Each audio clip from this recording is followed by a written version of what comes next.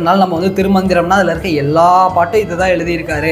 அவர் வருஷத்துக்கு ஒரு பாட்டு எழுதினாரு, 3000 பாட்டு இருக்குன்னு நினச்சிட்டு இருக்கோம். ஆனால் வள்ளலார் என்ன சொல்கிறாரு, அது 3000 இல்லைப்பா, 5000மோ 7000மோ சம்திங் அத்தனை பாடல்கள் இருக்குங்கிறாங்க. அப்போ இங்கேயே இவ்வளோ கான்ட்ரடிக்ஷன் வருது பார்த்தீங்களா?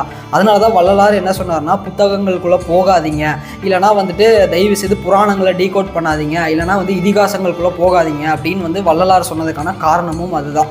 அதனால் நான் போயிட்டு புத்தகத்திலேயே நான் வந்து தேடுறேன், சித்தர்கள் வந்து எனக்கு வழிகாட்டுவாங்க அப்படின்னா சித்தர்கள் கண்டிப்பாக வழிகாட்டுவாங்க. ஆனால் எப்படி? புத்தகங்கள் மூலியமாக அதெல்லாம் வந்து கிடையாது. உங்களுக்குள்ள அகத்துக்குள்ளே இருந்து வழிகாட்ட ஆரம்பிப்பாங்க. உங்கள் ஆன்ம ஒளியை நீங்கள் பெருக்கிறதுக்கான வழிகளை பாருங்கள், கண்டிப்பாக வந்து வழிகாட்டுவாங்க.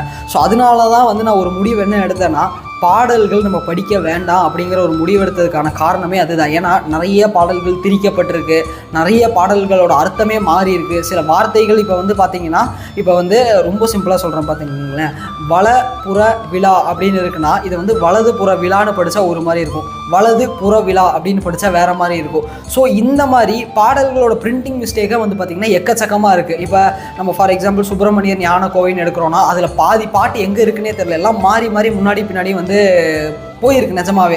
இது வந்து பார்த்திங்கன்னா வந்துட்டு அவங்க வந்து இந்த அளவுக்கு முன்னாடி பின்னாடிலாம் வந்து மாற்றி அதாவதும் பாதியால் எழுதியிருக்க மாட்டாங்க, இன்னும் மொத்த பாட்டையுமே முன்னாடி எழுதியிருப்பாங்க. இது வந்து இவங்க பிரிண்டிங் மிஸ்டேக். இது வேணும்னு பண்ணது ஒரு சிலது இருக்குது, ஒரு சிலது வேறு வழியே இல்லாமல் நம்ம ஏதோ ஒன்று மேட்ச் பண்ணணும்னு பண்ணது இருக்குது. அதே மாதிரி சித்தர் பாடல்களில் ஒரு இடத்துல வந்துட்டு சுப்பிரமணியர் என்ன சொல்லியிருப்பார் அப்படின்னா 18 சித்தர்களோட பெயரை வந்து குறிப்பிட்டிருப்பார்.